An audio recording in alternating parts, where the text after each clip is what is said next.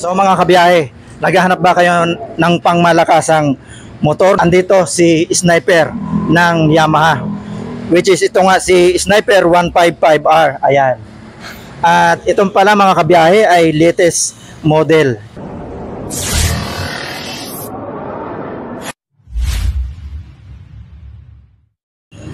Good morning mga kabiyahe. Andito tayo sa THM Marcos Alvarez, Talon 5, Las Piñas City. May i-review tayo mga kabiyahe yung latest model ni Sniper, which is ito yung Sniper 155R. Ito ay equipped na ng ABS. So dito yan sa THM Marcos Alvarez branch. Tara mga kabiyahe, silipin natin ang unit na ito. So bago natin busisiin ang isa nito mga kabiyahe, ipapakita ko muna ang presyo ng unit na ito. At ito po ay mayroong cash na 148,400 pesos. At kung kukunin natin ng installment, magda-down tayo dito ng 23,200 pesos. At kung kukunin natin ng 3 taon, magmamonthly tayo dito ng 6,635 pesos. At kung updated naman kayo mga kabiyahe sa pagbayad monthly sa unit na ito, magkakaroon kayo ng rebate na 300 pesos. Ayan. So malaki ang di-discount ninyo kapag updated po kayo sa pagbabayad. So unahin natin mga kabiyahe dito sa kanyang mga ilaw. So itong Sniper naman talaga ay naka LED na yung kanyang headlight. So itong bagong labas ngayon, LED na rin. At pagdating naman dito, ayan, mayroon tayo ditong daytime running at naka-adjust siya dito mga kabiyahe na parang nakabigay sa kanya ng additional na forma. Dahil umabot na siya dito, hindi lang ito. Kasi yung unang labas nito, parang si Majin Buu siya, yung mata ni Majin Buu. Kung nanonood kayo ng Dragon Ball. Pero ngayon, nagkaroon siya ulit dito ng additional na nakaka-attract sa kanya. At dito sa kanyang turn signal, maganda yung pagkakagawa sa kanya dahil dito na siya naka-built-in. Ito po ay ginamitan ng valve type. Ayan, kabilaan po yan. At pagdating naman dito sa baba, ayan, naka-mags tayo dito na glossy black at may decals dito na silver at may black din na 155R. Ayan, maganda yung kanyang pagkakapintura at may stem tayo dito na 5. Parang star siya, ayan. Comment down na lang mga kabiyahe kung anong tawag sa mags na ito. Pagdating naman sa kanyang telescopic port, ayan, ito yung outer tube niya at yung inner tube niya naman ito.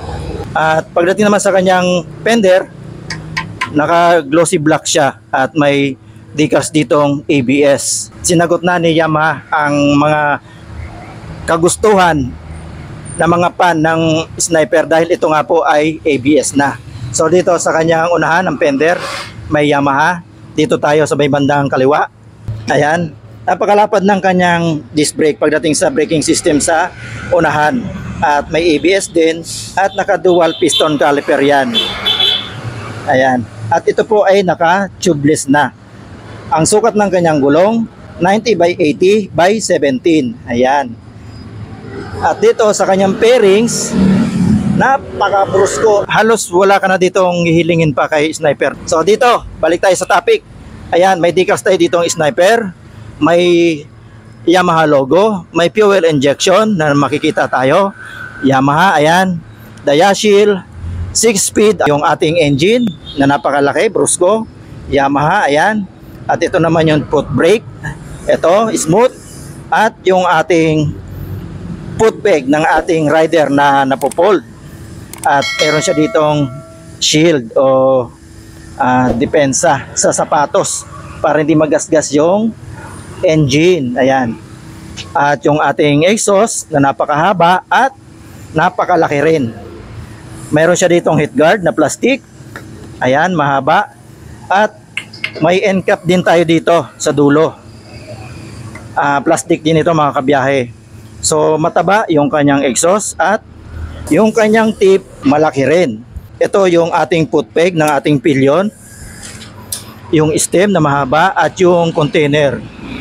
Ito yung lubricant ng ating brake system dito sa likuran, which is naka disc brake po yan. At kung mapapansin niyo, Naka single piston caliper yan na kulay gold at Nissan ang brand. Ito naman ang appearance ng taillight natin. Naka LED yan mga kabiyahe.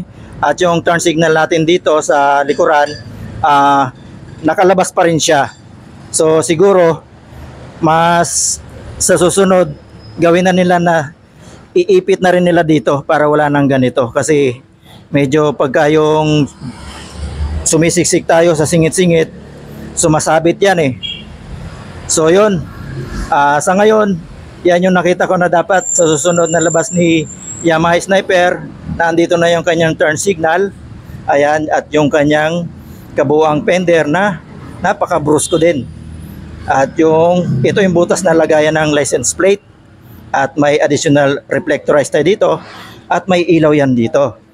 So ayan mga kabiyahe, yung sinabi ko nga kanina na napakalaki at napakalapad na gulong ni Sniper. Ang brand ng gulong niya ay IRC, at may sukat naman na 120 by 70 by 17.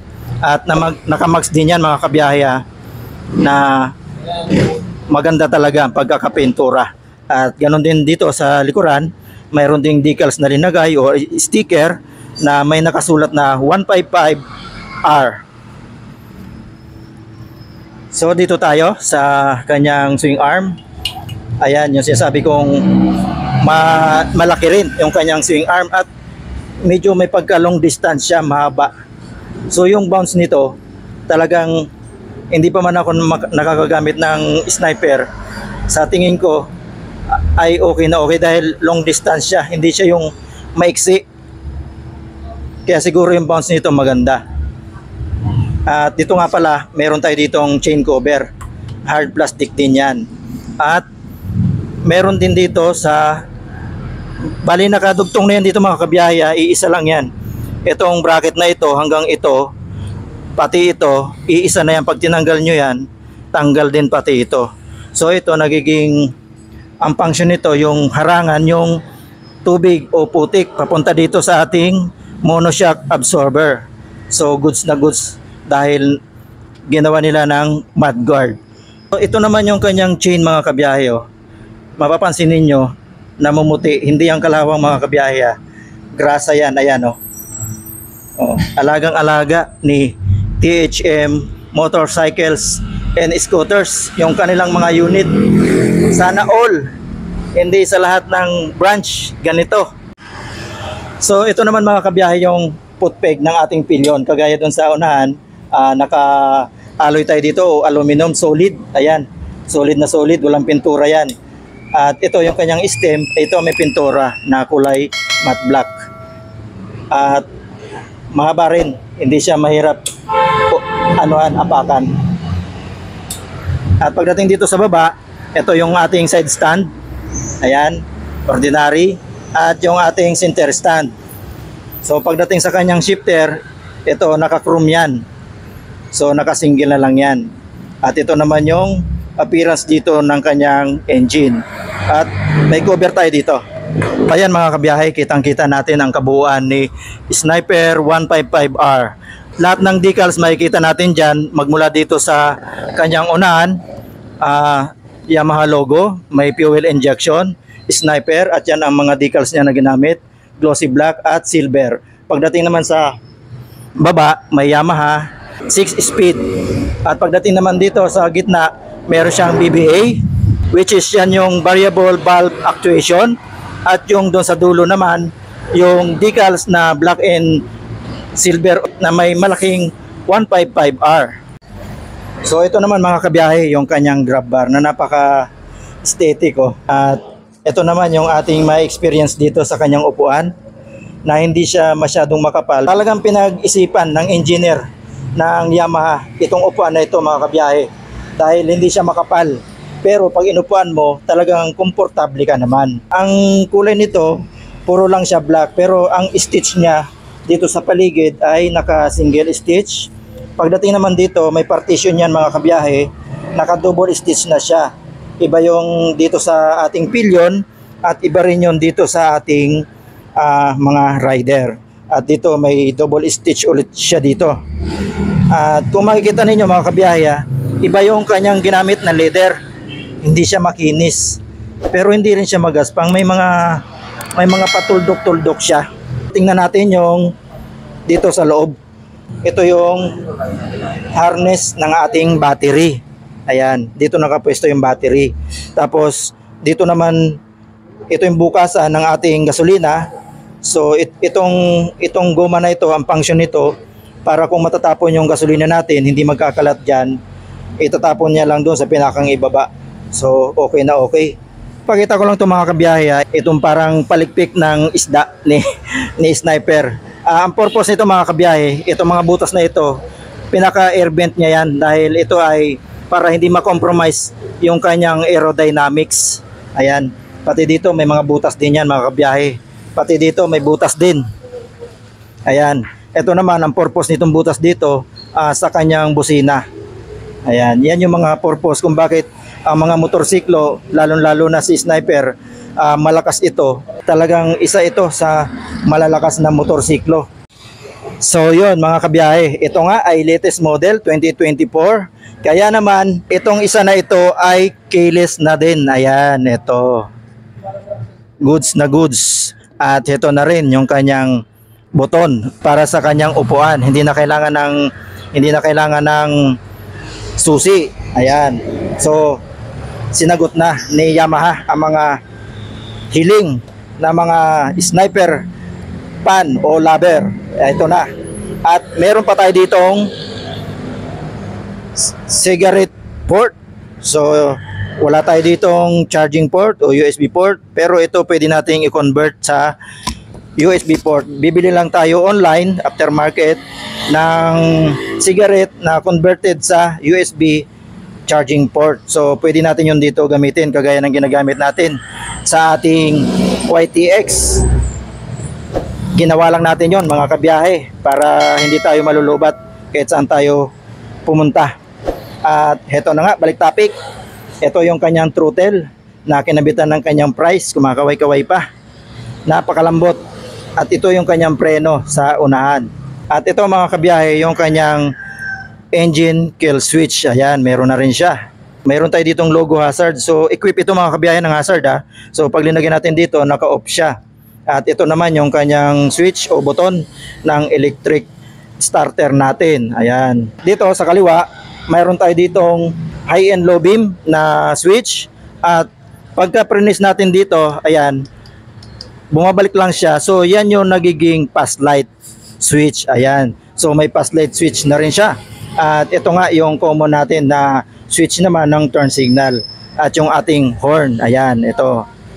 At dito sa kanyang instrument panel, hindi natin may papakita kung anong mga details ito na naandito. Kaya naman masasabi ko sa inyo, ito po ay naka fully digital na ang kanyang instrument panel. Mga kabiyahe, ang ating reference dito kay Sniper 155R. Ayan, 5'6" ang height natin.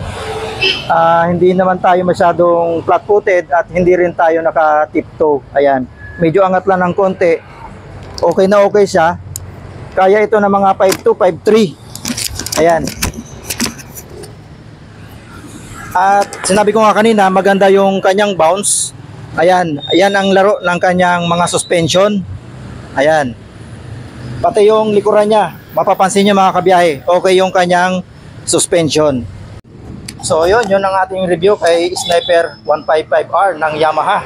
At bago tayo magtapos mga kabiyahe, ako po muna ay magpapasalamat sa buong team ni Sir John Michael. Siya po yung branch manager ng THM Marcos Alvarez branch. Dito po yan sa Las Piñas. Tabi lang ito mga kabiyahe ng highway. At maraming salamat din po sa iyo na nanonood at sa lahat ng pumapasok sa ating mumunting channel. Maraming salamat po sa inyong lahat. Shout out na rin po kina Sir Handyman. Ayan, shout out po Sir Friends TV 10, Ronald Alan Salon, Stylish Rain, Andrew Cruz, at kay Sir John Mark Batalya. Shout out po sa inyong lahat. Hanggang sa muli, kita-kits, biyahe na prank. God bless.